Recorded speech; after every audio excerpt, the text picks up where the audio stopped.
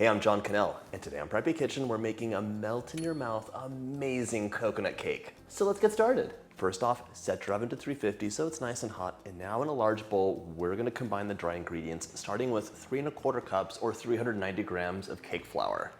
Cake flour is lower in protein and usually more finely milled than all-purpose. It's gonna give us a tender, really beautiful crumb. Perfect. To puff things up, I want ½ teaspoon of baking soda and 2 teaspoons of baking powder. 1 and 2. For some contrast, we want 1 teaspoon of salt. If you're salt sensitive, it could be a miserly 3/4 of a teaspoon, but it's 3 layers. Grab a whisk, and we're gonna mix it up. Get all those leavening agents nice and distributed.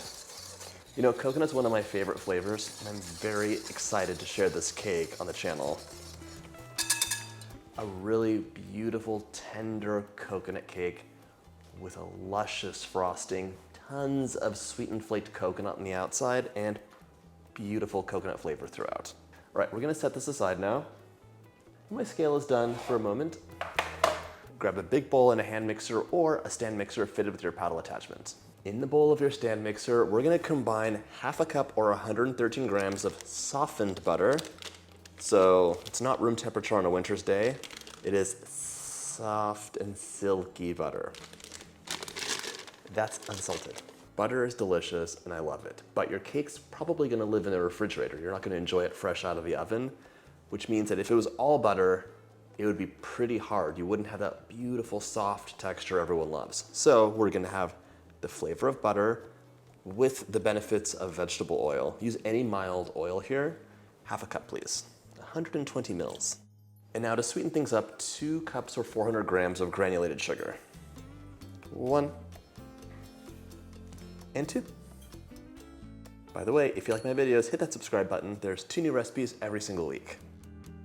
There we go. We're gonna mix this up on medium speed for about 3 minutes until it's light and creamy. You can definitely scrape the bowl down if needed.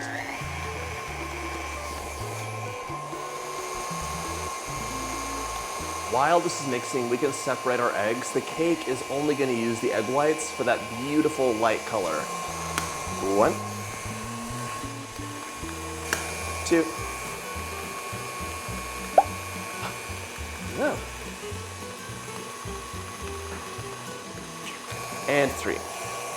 If you get a little bit of yolk in your egg whites, it's really fine. We're not making a meringue here.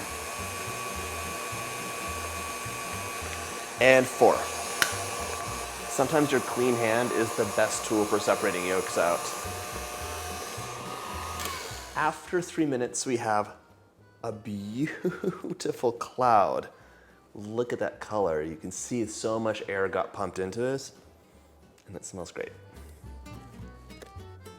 It's time to start adding some flavor in. We will be using vanilla, 2 teaspoons, please. 1 and 2, as well as ½ teaspoon of coconut extract. That's all you need. This is very powerful stuff, so less is definitely more here. Time to add the egg whites in. We're gonna mix this until it's well combined, about a minute on medium. And as a rule, if you add eggs in, you need to scrape the bowl down because the consistency is so different. You have soup in the middle and firm stuff on the outside.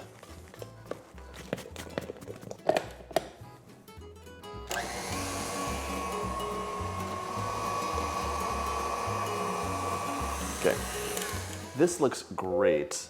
Again, like a beautiful cloud, but we need to prep our pans. This coconut cake can be 3 9-inch or 3 8-inch layers. The 8 inches will have a little bit more height, but they will both be delicious and feed a crowd. Today I'm using the 8-inch. The bake time is gonna be the same for both of them, just so you know.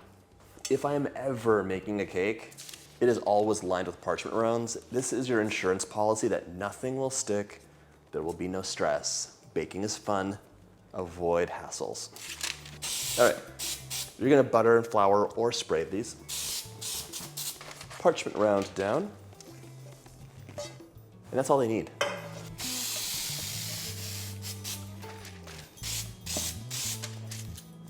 Easy peasy. Now with your pans prepped, we can finish our batter off. So, have the dry ingredients ready, as well as 1 cup of coconut milk. I would recommend using full fat. Almost every time you open a can of coconut milk, it's separated into the fat on top with water on the bottom. Remove the entire contents out, microwave on 50% power until it's all nice and melted, and give it a good stir.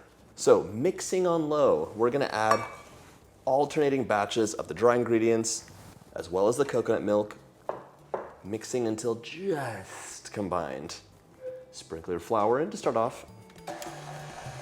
Begin mixing, add in half of the coconut milk. Mixer off. Another third of the flour mixture. Sprinkle that in. The remaining milk.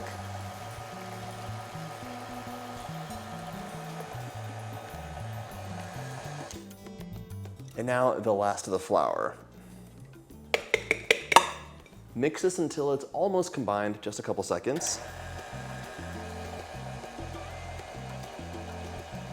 There, I still see plenty of flour on the inside. This is not finished, but we're gonna finish it off by hand.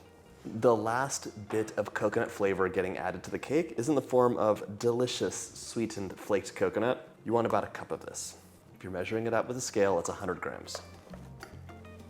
I'm gonna sprinkle this in right now. Mix for like 2 seconds. And now we can finish this batter by hand. Use your spatula to scrape the side and bottom of the bowl down and fold together. You've worked so hard on this batter, you don't want to over-mix it now and lose that tender texture and like fluffy amazingness. Fully mixed, and now we can distribute evenly into our 3 pans. Let's get that batter plopped right in. I'm never confident eyeballing it, so I always like having my scale.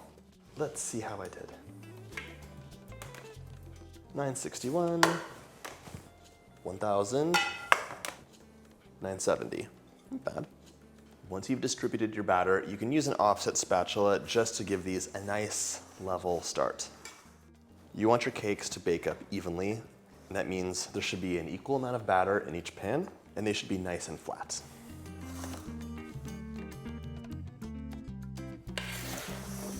Okay, last one. My coconut cake layers are ready to go into the oven, 350 for 30 to 32 minutes. 20 minutes into the bake, we're gonna rotate the pans, and that's when I suggest you loosely cover them with foil, just so they don't take on too much color. The sugar in the cake will caramelize, and we wanna have a lighter color here. And they're done when the center springs back when touched gently. In the meantime, we're gonna make the frosting. This coconut frosting is so easy. We're gonna start off with equal parts cream cheese and butter, so that's 8 ounces of each, or 226 grams. 1 cup. And this is softened butter, so it's nice and soft. There's no hard bits in the center. If it's a cold day, microwave at half power in 5 to 10 second bursts. I'm also gonna add in a 1/4 teaspoon of salt for some contrast. We're gonna cream it up on medium speed until it is beautiful and combined.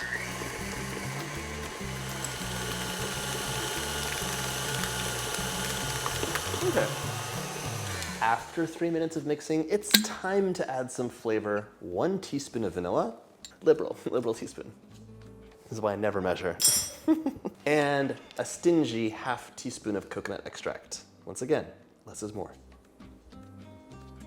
Mix that in.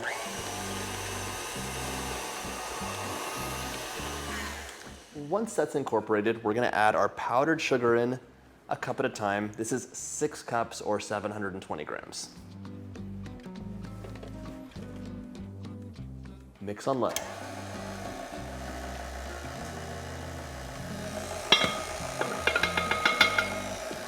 This frosting is delicious, but the star of the cake, in my opinion, is the coconut. So we have the shredded coconut on the inside, but the entire outside is gonna be covered in sweetened shredded coconut. It'll be really lovely. And by the way, your cake will last in your fridge for 5 days, or you can freeze it for up to 3 months.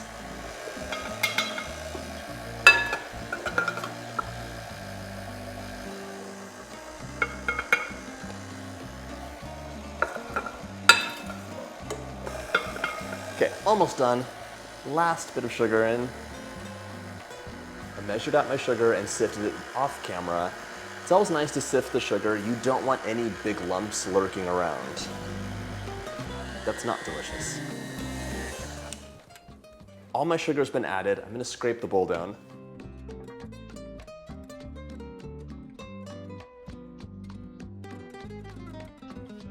Once it's scraped down, we're gonna go to medium for 1 minute until it's nice and fluffy. In the meantime, grab a cake plate because we are gonna assemble this cake.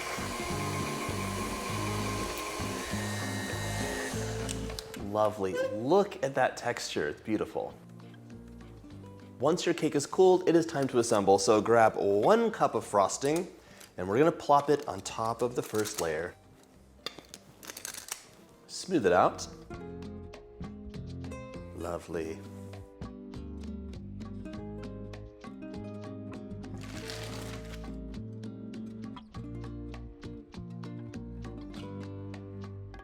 Layer 2, this is so easy. The whole using coconut for the outside thing means the decorating is a cinch. And 3. When your cake batter actually has a good amount of sugar in it, it'll be sweet, it'll be soft, but it will take on color. So you'll get that golden shell. This is why we tinted the cake during the bake, so it didn't look burnt, even though it wouldn't have been burnt. It would have been perfect. Now, the rest of the frosting goes right on top. Spread the frosting out and we're gonna have a nice thin, even layer.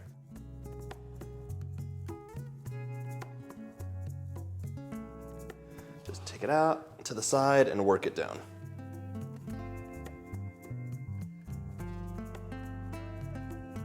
Do not worry about this looking perfect at all, just get coverage. Aside from being delicious, the frosting is the glue that will hold our coconut on. What kind of cake is this? I have no idea. This looks white. We need some flaked coconut so we can see this is a beautiful coconut cake. Fluffy, luscious, and delicious. Frost it up, let's get the coconut. Right now, you want about 2.5 cups of the shredded coconut. You can crumble it up on top. Oh, it looks so pretty already. I love the way it captures the light. Just break up any of the larger balls that you find. It's gorgeous, it's stunning. It's mine.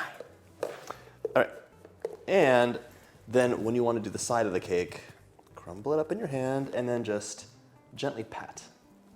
Pat and move. Collect what's fallen and pat again. You know, one of my favorite gas station treats as a child was a snowball. So good in my child's mind.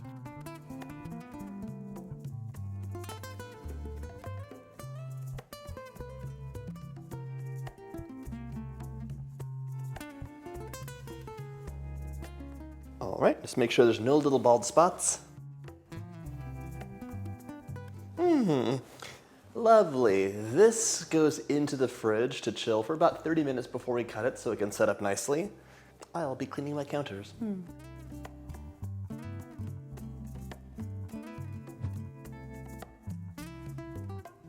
All set up, let's give it a cut.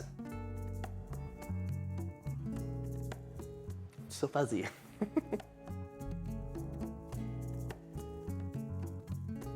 Give it a slice, and just like that, it's ready to enjoy.